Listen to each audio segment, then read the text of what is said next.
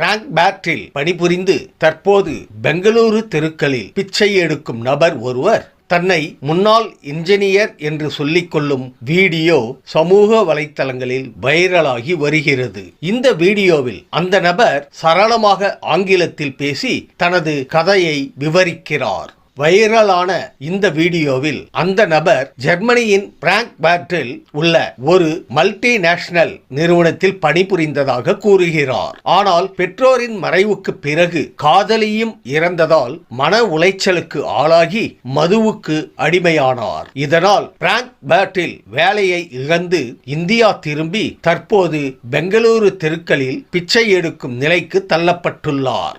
Instagram யூசரான ஒருவர் அந்த நபரின் நிலையை விவரிக்கும் வீடியோவை பகிர்ந்துள்ளதை அடுத்து இந்த கதை வெளிச்சத்திற்கு வந்தது. மைசூர் சாலைக்கு அருகில் உள்ள குளோபல் வில்லேஜ் டெக் பார்க் என